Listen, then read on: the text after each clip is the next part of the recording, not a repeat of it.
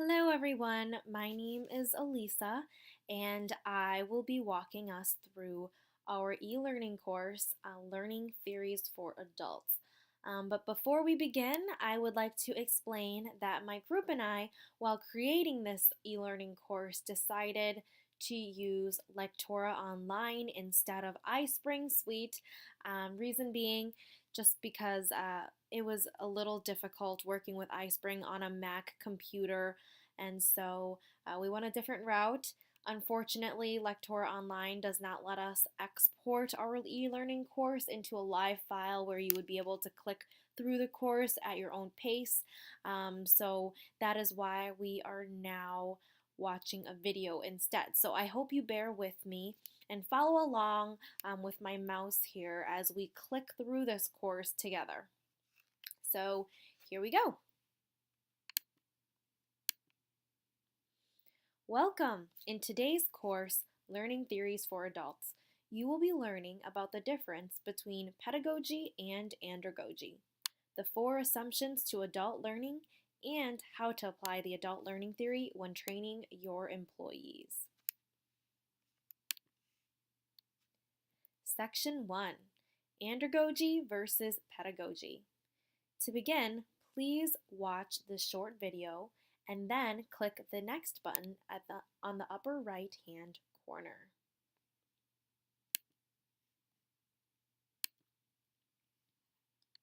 Andragogy versus pedagogy. Andragogy is the art and science of teaching adults. This type of education is learner-focused. It follows the assumption that adults learn differently than children because they have had more life experiences and are self-directed. Pedagogy is the art and science of teaching children. This type of education is teacher-focused. Think back to your experience in elementary, middle, and high school. When and what you learned was completely up to the teacher to decide. A standardized curriculum and lesson plan was developed, and teachers rarely deviated from it. You were never tested for learning styles, and as you grew older, it was up to you to grasp the lesson the teacher presented. You adopted to the learner, the teacher, and the teaching style. Now that you are an adult, you can learn anytime, anywhere, and the subject matter can be about anything you want.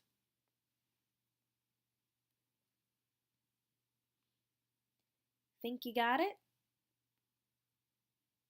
Well, all right, let's discuss what you have learned.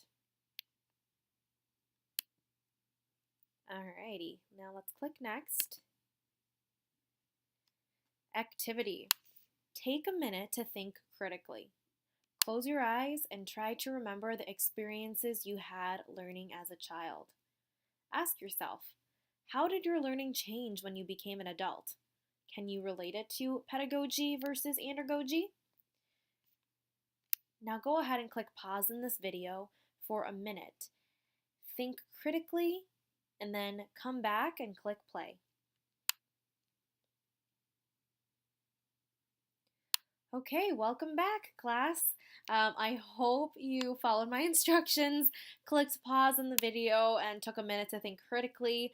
If you were with somebody else, I would really love for you to share your thoughts and talk about how your learning personally has changed from when you were a child to when you were an adult. Personally, I remember learning was extremely different. Being in the classroom in elementary school and as a kid, where your teacher was in the front of the classroom teaching you on the whiteboard and you sat back and you listened. Whereas now in college, a lot of our courses are discussion based, and we do a lot of interactive activities in class, and it's very engaging. So that's my personal experience. I would love to hear yours one day. But for now, let's click next. Section review. So here you can see the main differences between pedagogy and andragogy. We have jotted down the main points here. So, with pedagogy, it is teacher controlled learning, the top down approach, more general development of skills, features lectures, tests, memorizing, and assigned readings. Your progress is monitored by grades. You are motivated by extrinsic factors, which means you're motivated because your parents are telling you to learn, because your teachers are telling you to learn, because everyone else is learning, not really because you yourself want to learn.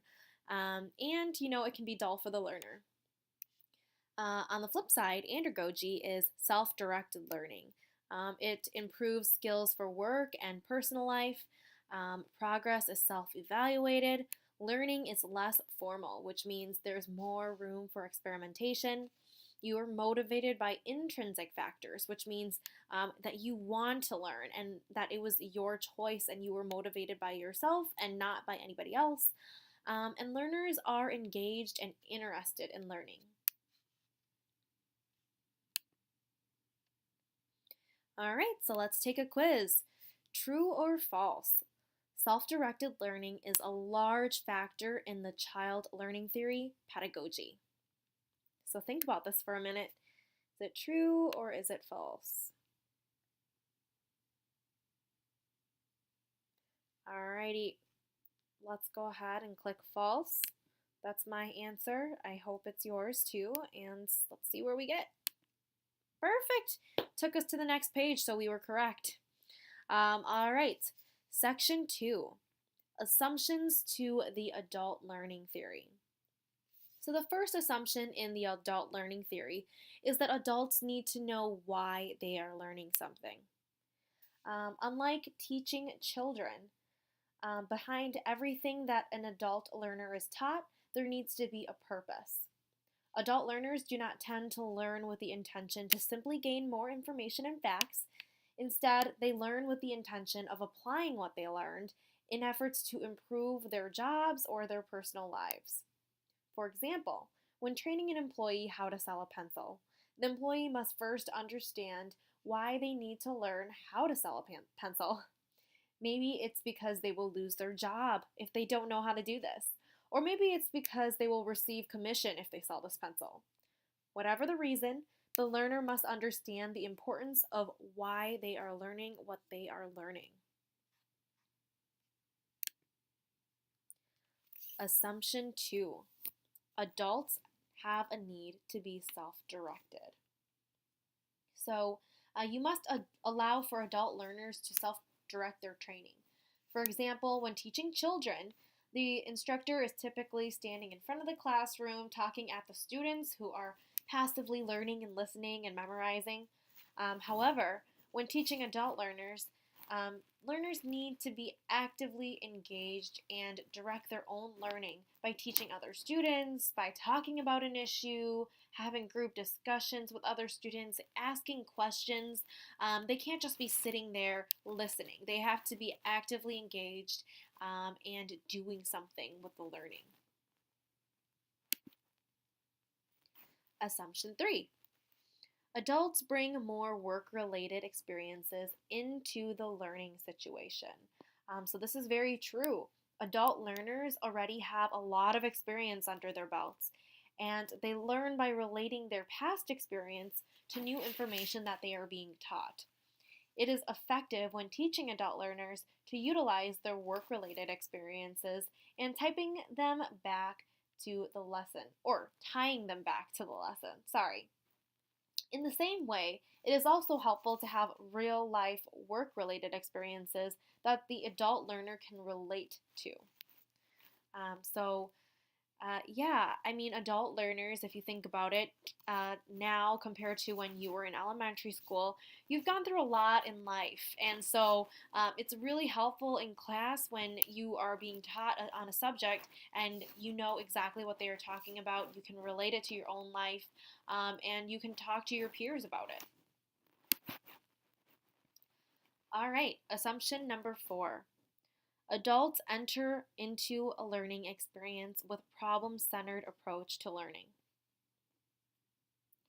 Adult learners learn with a problem-centered approach compared to child learners who learn with a subject-centered approach.